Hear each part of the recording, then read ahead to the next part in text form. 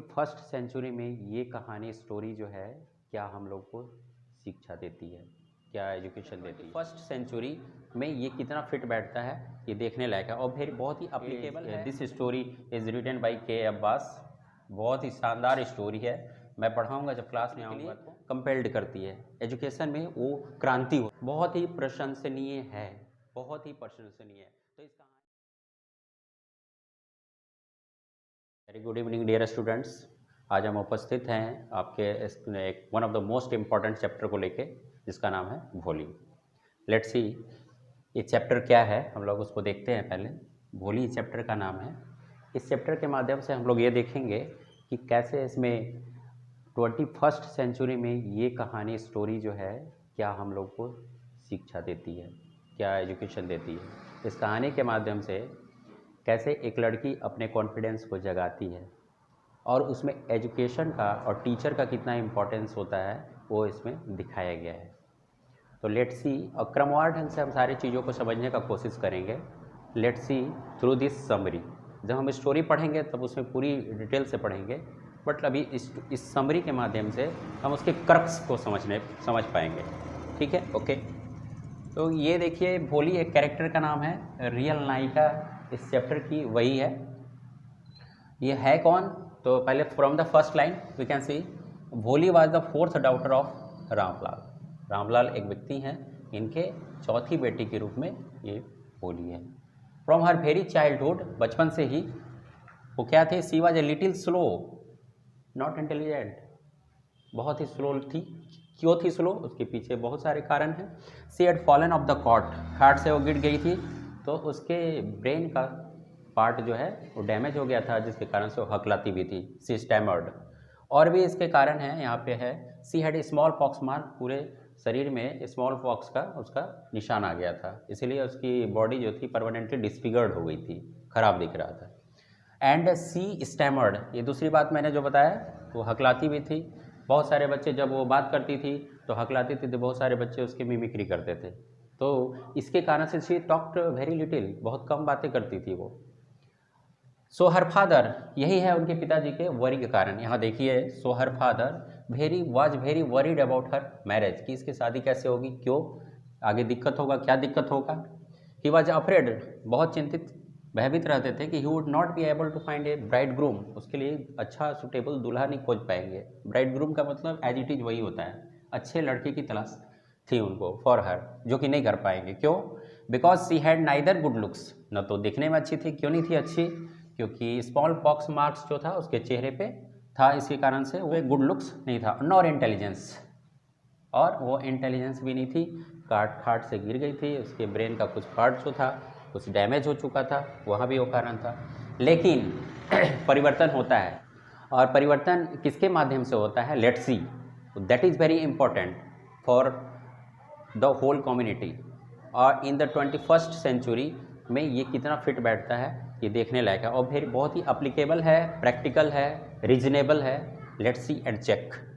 When Bholi was admitted to the primary school, यहीं से इनका भाग्योदय होता है भोली का। जैसे प्राइमरी स्कूल में इनको एडमिशन मिलता है, हर टीचर ट्रीटेड हर अफेक्शनेटली।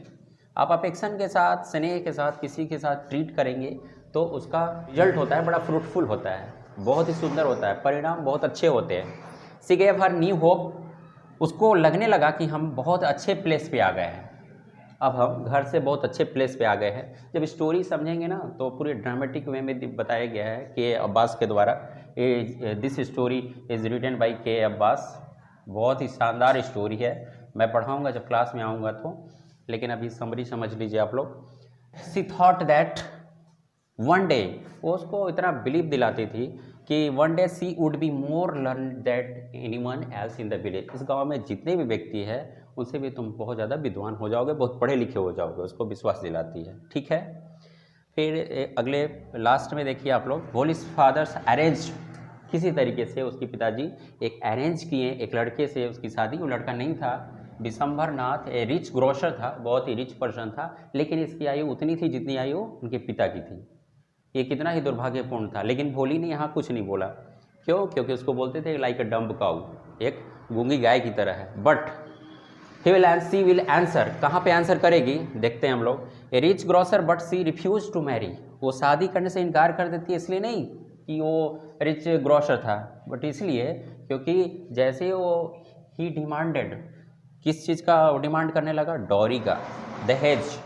बहुत कड़े शब्दों में एजुकेशन हो जाने के बाद आप गलत चीज़ों का प्रतिकार करते हैं, तो यहाँ पे डॉरी जो है जो समाज के लिए कलंक है।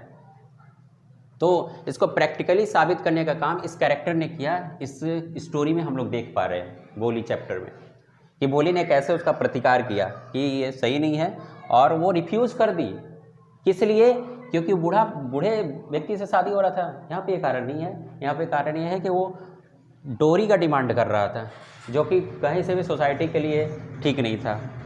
और सी डिसाइडेड, बहुत ज़्यादा स्टोरी में बहुत अच्छे एक्सप्लेन डिटेल वे में लिखा हुआ है, बहुत अच्छा भी लगेगा आपको, लेकिन यहाँ क्रक्स मैं बता रहा हूँ, उसका निचोड़ बता रहा हूँ। सी डिसाइडेड, वो डिसाइड करती है teaching in the same school where she had learned so much, उसने जहाँ इतना अच्छा एजुकेशन लिया है वहीं पे वो पढ़ाएगी और अपने मम्मी पापा का सेवा भी करेगी। बहुत अच्छी बात है। कहा जाता है, it is said that education is liberating force, शिक्षा जो होती है व्यक्ति को बंधनों से मुक्त करती है, स्वतंत्र रूप से सोचने के लिए कंपेल्ड करती है। एजुकेशन में वो क्रांति होती है। तो education had brought about A change in her personality, उसके पूरे व्यक्तित्व को बदल के रख देता है, उस कैरेक्टर के, बोली के पूरे व्यक्तित्व पर्सनॉलिटी को ओवरऑल बदल के रख देता है, वो है education. Bholi's transformation from a simpleton, उसको लोग बुद्धू बोलते थे शुरुआत में, लेकिन अब वो एक ऐसी लड़की बन गई, एक टीचर का उसमें कितना कंट्रीब्यूशन था, और अब क्या बन गई, एक बोल्ड बन गई, निर्भीक लड़की बन गई, और वाइज गर्ल, बुद्धिमान लड़की बन गई। इज एडमायरेबल, बहुत ही प्रशंसनीय है, बहुत ही प्रशंसनीय है। तो इस कहानी के माध्यम से हमें सीख पा रहे हैं कि अपने अंदर का सेल्फ कॉन्फिडेंस को जगाएगा कौन, एजुकेशन। और इसमें सबसे ज़्यादा उनको जो कंट्रीब्यूशन दिया उस टीचर ने दिया, और टीचर का व्यवहार कैसा भी होना चाहिए इस कहानी के माध्यम से हम सीख पाते हैं। बहुत ही अफेक्शन के साथ होना चाहिए, ऐसे बच्चों के साथ जो ट्रीटमेंट होना चाहिए अफेक्शनेटली होना चाहिए, वो क्रेस्मेटिक रिजल्ट देते हैं। आई थिंक कि आप लोग इसको समझ पा रहे होंगे, क्योंकि कई डायमेंशंस को टच किया है। एक एक दिन करके हम इसको एलाबोरेट करेंगे ताकि तब आप लोग इसको समझ पाएंगे। आई होप कि ये कुछ बातें आपको समझ में आई होंगी। धीरे धीरे हम और भी चीज़ों को, इसके और भी टॉपिक्स को, और भी पहलुओं को, और भी एक्सपेक्ट को आपके सामने प्रस्तुत करेंगे। तब तक के लिए आप लोग इसको देखते रहें, रिवीजन करें, इसका स्क्रीनशॉट ले लें। Thank you.